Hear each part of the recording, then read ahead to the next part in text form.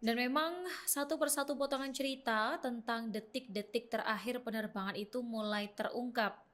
Salah satunya dari Menteri Perhubungan Budi Purwagandi. Ini yang akhirnya memaparkan secara rinci bagaimana kronologi kecelakaan pesawat ATR 42500 milik Indonesia Air Transport yang jatuh ya di kawasan Sulawesi Selatan. Jadi kronologi ini disampaikan langsung oleh Dudi dalam rapat bersama Komisi 5 DPR RI di Kompleks Parlemen Senayan Jakarta pada Selasa 20 Januari 2026. Jadi menurut penjelasan dari Menteri Perhubungan, semuanya ini bermula pada Sabtu pagi kala itu Tribuners 17 Januari 2026 tepat pukul 8:08 waktu Indonesia Barat.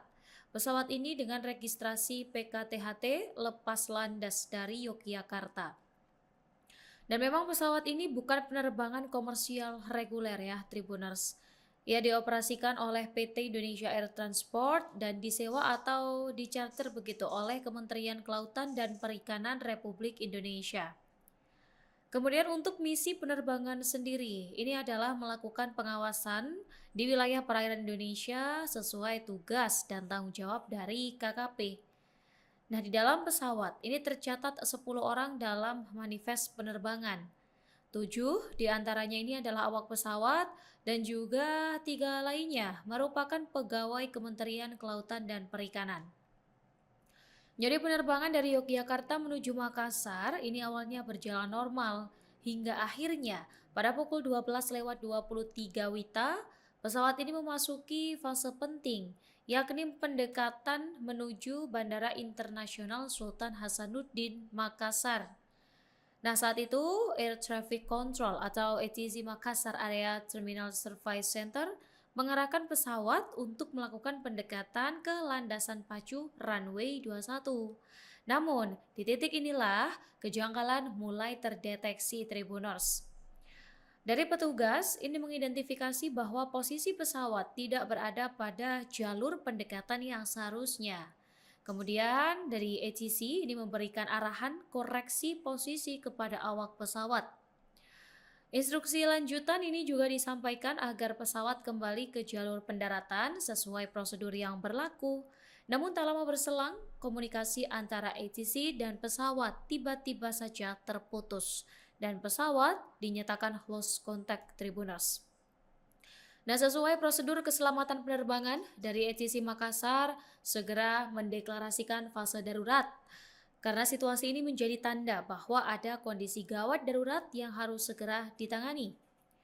Dari Airnav Indonesia bersama MACSC ini pun langsung berkoordinasi dengan berbagai pihak, mulai dari Basarnas, kemudian TNI, Polri, hingga pemerintah daerah provinsi dan kabupaten setempat.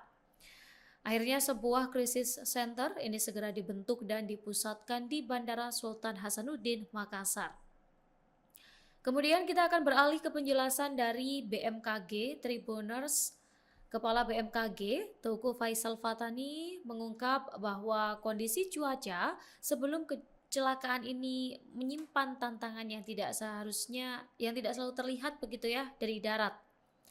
Memang menurut BMKG, cuaca di Bandara Adi Sucipto, Yogyakarta atau yang menjadi titik keberangkatan pesawat ini berada dalam kondisi normal dan aman.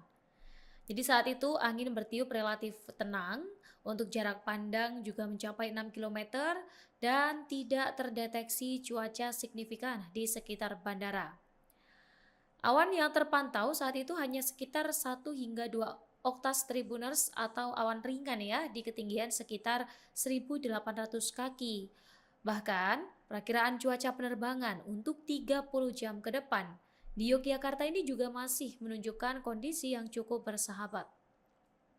Namun situasi berubah drastis saat pesawat ini mendekati wilayah Makassar Tribuners. Berdasarkan laporan cuaca Bandara Sultan Hasanuddin, wilayah ini mengalami hujan sesaat.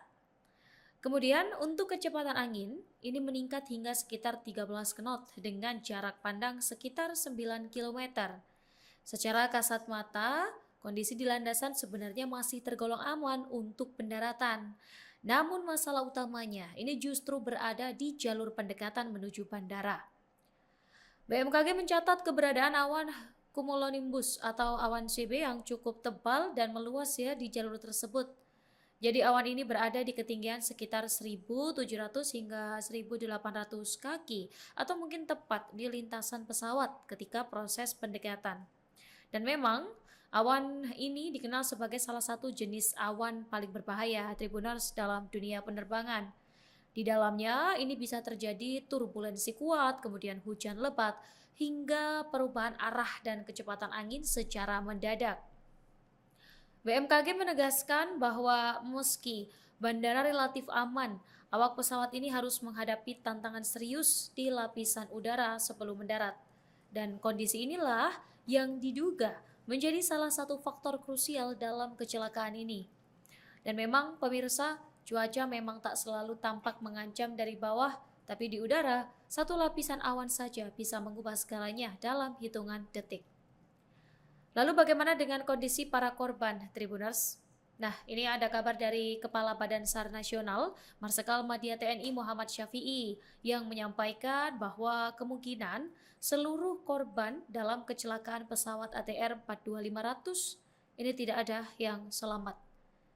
Namun di tengah pernyataan yang berat itu, Syafi'i menegaskan bahwa tim SAR ini tetap membuka harapan sekecil apapun itu. Ia menyebut dalam beberapa insiden pesawat sebelumnya pernah ada korban yang selamat meski kondisi pesawat hancur. Ia menyontohkan kejadian di mana pesawat ini mengalami kecelakaan hebat, namun ada penumpang yang terlempar dan ditemukan masih hidup beberapa hari kemudian. Atas dasar inilah, Basarnas memastikan proses pencarian tidak akan dihentikan. Dari tim SAR gabungan akan terus bekerja maksimal meski harus menghadapi medan yang sulit dan cuaca ekstrim di kawasan pegunungan Bulu Saraung. Dan selain mencari korban, tim ini juga berupaya mengumpulkan puing-puing pesawat yang nantinya seluruh temuan ini akan diserahkan kepada Komite Nasional Keselamatan Transportasi atau KNKT ya untuk kepentingan investigasi maksud kami Tribuners lebih lanjut nantinya. Dan memang pemirsa, tragedi ini bukan hanya soal satu penerbangan yang gagal mendarat. Ini adalah pengingat betapa kompleks dan rapuhnya keselamatan di udara. Dari faktor teknis, kemudian cuaca, hingga pengambilan keputusan dalam hitungan detik. Kini pemerintah, Basarnas, BMKG, dan KNKT berada dalam satu misi untuk menemukan seluruh korban, kemudian mengungkap penyebab kecelakaan secara transparan, dan memastikan tragedi serupa tidak terulang. Karena di balik angka dan data yang ada keluarga yang menunggu kepastian, ada duka yang belum tuntas, dan ada pelajaran besar yang harus diambil. Dan tentunya dari Tribun News akan terus mengikuti perkembangan proses pencarian dan investigasi pesawat ATR ini, Tribunas. Untuk itu simak dulu beberapa tayangan berikut ini. Jadi saya sampaikan dari hasil komunikasi kita yang terhubung secara langsung dengan teman-teman kita yang ada di lapangan. Kemarin kita sudah menemukan satu korban. Kemudian hari ini juga telah ditemukan satu korban. Berarti sudah dua, Pak? Iya. Kondisi korban kedua ini bagaimana, Pak? Saya sampaikan bahwa untuk menentukan identitas dari korban tentunya bukan dari kita. Bapak sudah dievakuasi kedua korban ini ke posko atau belum? Yang ingin saya sampaikan saat ini sedang dalam upaya proses evakuasi. Pak, korban kedua ditemukan di mana, Pak? Posisinya bagaimana, Bang? Saya ingin sampaikan bahwa lokasi kejadian berada dalam kondisi tebing yang sangat terjal dan curam. Begitu juga dengan kedalaman, korban diperkirakan ada di kedalaman 500 meter dari puncak. Download Tribun X sekarang, menghadirkan lokal menjadi Indonesia.